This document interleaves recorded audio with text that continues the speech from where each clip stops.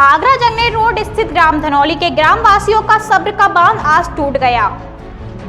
जब विकास की बात जो रहे ग्रामीणों की सुनवाई ना तो सांसद के यहाँ हुई न विधायक के यहाँ। कहीं भी सुनवाई न होने पर ग्राम प्रधान प्रतिनिधि एवं पूर्व प्रधान राजू, समाजसेवी सावित्री चाहर एवं प्रेम सिंह चौधरी जी के नेतृत्व में ग्राम धनौली व अजीजपुर के ग्रामवासी विकास नगर में अनिश्चितकालीन धरने पर बैठ गए। ग्रामीणों की सिर्फ एक ही मांग है कि धनौली में जो जलभराव की समस्या बनी हुई है, शासन प्रशासन या कोई जनप्रतिनिधि इस समस्या का जल्द से जल्द निराकरण करवा दे तो ये अनिश्चितकालीन धरना समाप्त कर दिया जाएगा। प्रधान प्रतिनिधि राजू का कहना था कि धनौली में ये समस्या लगभग 10 वर्षों से बनी हुई है। सांसद विधायक चुनाव के समय तो धनौली में दिखते हैं, लेकिन चुनाव जीतने के बाद में उन्हें धनौली गांव की सुध तक नहीं रहती।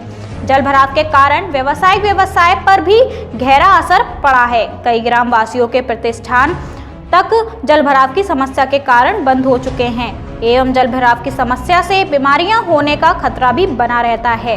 समाज सेविका सावित्री चाहर ने बताया कि जब भाजपा की सरकार देश में आई थी तब भारत के प्रधानमंत्री स्वच्छ भारत का नारा लगाते थे। भारत सरकार के किसी भी प्रतिनिधि को धनौली के जलभराव की समस्या का समाधान नहीं दिखता है। प्रधानमंत्री कहते हैं स्वच्छ रहें, स्वस्थ रहें, लेकिन इतनी विकराल जलभराव की समस्या के कारण कैसे स्वच्छ रहें और कैसे स्वस्थ रहें। प्रधानमंत्री अपने भाषण में कभी इस चीज का जिक्र नहीं करते हैं और ना ही कोई जनप्रतिनिधि इस बात से प्रदेश सरकार और केंद्र सरकार को अवगत कराता है। सावित्री चाहर ने बताया कि ग्राम धनौली और अजीजपुर में सड़क के बीच में करीब 4 फुट गहरे गड्ढे हो गए हैं और नाला न होने के कारण जलभराव एक विकराल समस्या के रूप में सामने आ रही है। जलभराव से बीमारियां फैली तो भारत कैसे स्वच्छ और स्वस्थ बन पाएगा। अनिश्चितकालीन धरने पर बैठे ग्रामीणों का कहना था, अब कोई भी जनप्रतिनिधि हमारी बात को सुनने के लिए तैयार नहीं है। हमने कई बार विधायक सांसद को इस समस्या के अवगत भी कराया है। समाज सेविका सावित्री चाहर ने बताया कि उन्होंने इस जलभराव की समस्या से डिप्टी सीएम दिनेश शर्मा जी को भी अवगत कराया था, लेकिन प्रशासनिक अधिकारियों ने डिप्टी सीएम से समाज सेविका को नहीं मिलने दिया।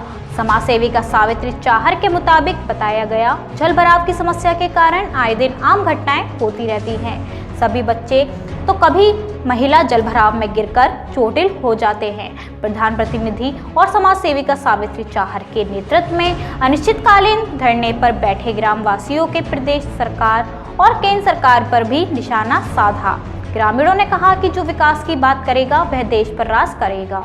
ग्रामीणों का कहना था कि समस्या का जब तक समाधान नहीं हो जाता है तब तक वे अनिश्चितकालीन धरने पर बैठे रहेंगे। देखने वाली बात यह है कि ग्रामीणों को अनिश्चितकालीन धरने पर बैठने के लिए विवश करने वाले जनप्रतिनिधि ग्रामीणों की जलभराव की समस्या को कितने दिनों में सुलझा पाने में सक्षम होंगे, ये ग्रामीणों के द्वारा किया जा रहा है। ये अनिश्चितकालीन धरना भी सिर्फ एक धरना बनकर समाप्त हो जाएगा।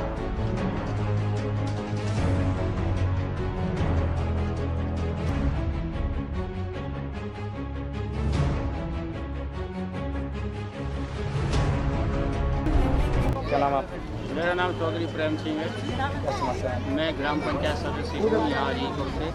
समस्या भाई हमारी ये है कि यहाँ सिरौली रोड के दोनों तरफ नाले नहीं है, जो घरों का गंदा पानी है वो रोड पर आ जाता है। इधर कोरोना काल चल रहा है, कोरोना काल में कहते हैं भाई घरों को बाद में गंदा पानी इकट्ठा मत होने दो। अब जब घरों का गंदा पानी कहीं निकलेगा ही नहीं तो इकट्ठा तो होगा। इस गंदे पानी से कितनी बीमारियां फैल रही हैं। एक देहात वाली कहावत है कि इतना नहर को डर ना आए वो टपका को डर हुआ है। तो कोरोना की चिंता हमको कम है, लेकिन इसकी चिंता भैया ज़्यादा है। ये रोड कहाँ की जगह? ये रोड तो हमारे प्रधान जी ने बताया 12-14 गाँव इसमें होकर के लोग यहाँ होकर के गुजरते हैं, जैसे टपरा है, कंचनपुर है, नगला लेखराज है, सिरौली है, प्रताप का नंगला है, सिरौली का नंगला है, बमरौली अहीर है, बाई खेड़ा है, जारुआ है, कटरा है, नगला सांवला है। ये समस्या कितने दिनों से है? अरे भैया ये समस्या मुझे तो 28 साल हो गई। 28 साल से मैं यही परेशानी देख रहा हूँ। सन 92 में आया हूँ मैं। 92 से यही हालत हो रही है। मामले जिला प्रशासन का क्या कहना है? जिला प्रशासन से हमारा यही कहना है कि जिला प्रशासन हमारे दोनों तरफ के नाले निकलवा दें और इधर जो बच्चा जेल है ना, उससे भी सरकार को राजस्व में बड़ी हानि हो रही है, क्योंकि जो यहाँ के जो जिला प्रशासन जो बच्चों की जेल का है वो मलपुरा होकर के ऐसे 10 किलोमीटर घूम करके आता है। डीजल भी ज़्यादा लगता है, खर्चा भी ज़्यादा लगता है, समय भी ज़्यादा लगता है। और यहाँ सब्जी मंडी धनौली से जेल मात्र 1.5 किलोमीटर है।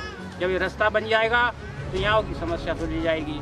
आपकी सुनवाई नहीं होती है तो आप स्थानीय लोगों नहीं का नई क्या सुनवाई होती है तो करेंगे? गांधीवादी तरीके से अभी तो हमारा धरना प्रदर्शन है, फिर हम भूख हड़ताल करेंगे, फिर भी नहीं सुनेंगे तो फिर भैया हम रोड जाम करेंगे, फिर भी नहीं सुनेंगे तो आत्मदाह कर लेंगे, फिर और क्या है, मर जाएंगे हम, मरना तो हमको है ही, मर जाए। क्या नाम है आपका? मैं राजू कुमार। क्या समस्या है यहाँ की ग्रामीणों की और जो जहाँ पर धरना प्रदर्शन लगाया हुआ है उसके बारे में क्या कहोगे संक्षेप में? ये सिरौली रोड जो है कम से कम 12-14 गांवों का लिंक रोड है। इससे 12-14 गांव जुड़े हुए हैं। यही एकमात्र रास्ता है लोगों के आने जाने का। अब समस्या ये है कि रोड पर कई एक विद्यालय हैं, बच्चों की जेल भी है और आने जाने में इतनी दिक्कत हो रही है। जल निकासी की कोई समाधान नहीं है। यहाँ रोड पर जल भरा हुआ है, जगह जगह भयंकर गड्ढे हो गए, कई दुर्घटनाएं हो चुकी हैं। हमने जिलाधिकारी, उप जिलाधिकारी, विधायक, क्षेत्रीय सांसद सबको जो है हमने अवगत कराया, लेकिन आज तक हमारी समस्या का कोई भी समाधान ये नहीं कितने कराया। दिनों से परेशानी है? ये कई सालों से परेशान है। क्या आपने उच्च अधिकारियों से शिकायत की? हमने सबसे शिकायत की है, क्षेत्रीय प्रतिनिधियों से भी शिकायत की, जिलाधिकारी महोदय को भी इसका ज्ञापन दिया हमने, उप जिलाधिकारी महोदय को भी ज्ञापन दिया है। जिलाधिकारी महोदय क्या नहीं आपको? जांच करा रहे हैं, देख रहे हैं, टीम भेजेंगे, क्या समाधान हो सकता है, लेकिन आज तक लॉलीपॉप के अलावा हमें कुछ नहीं है। आगे आपकी क्या रणनीति है? मतलब अगर यहाँ अभी तो ये है कि जनता जुड़ रही है, धरना प्रदर्शन चल रहा है और जब हमारी सुनवाई नहीं होगी तो फिर हम भूख हड़ताल पर बैठेंगे। कितने कब से धरना प्रदर्शन चल रहा है ये? ये आज से ही शुरुआत हुई है। अच्छा, कितने दिनों तक चलेगा ये धरना प्रदर्शन? एक हफ्ते का समय तो हमने अनिश्चितकालीन है, फिर भूख हड़ताल में तब्दील हो जाएगा। फिर उसके बाद 4 दिन है बस। अगर प्रशासन आपकी बात नहीं सुनता तो आप नहीं सुनता है तो बिल्कुल भूख हड़ताल पर जाएगी।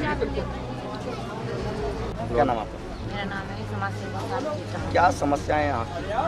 यहाँ की समस्या तो भाई साहब मुझे बताने की ज़रूरत नहीं है, आप तो फिर मीडिया से हो, सारी हालत देख ही रहे हैं यहाँ। और यहाँ की इतनी दयनीय हालत है, तकरीबन 8-10 साल हो गई और 2 साल से तो मैंने खुद इतनी इसमें पहल की है, इतनी मेहनत करी है कि एक तहसील दिवस से लेकर कमिश्नर साहब तक कोई नहीं छोड़ा है। और कई बार हमने जिलाधिकारी साहब को ज्ञापन दिए, पिछली साल भी ज्ञापन दिए, इस साल भी हमने कई ज्ञापन दे दिए। तो मैं आपके मीडिया के माध्यम से हमारे जो जनप्रतिनिधि हैं, 5 साल हमारे चौधरी बाबूलाल जी रही है यहाँ के सांसद, और चौथी साल हमारी विधायिका जी हैं जो हेमलता दिवाकर जी हैं, उनको 4 साल होने वाली हैं।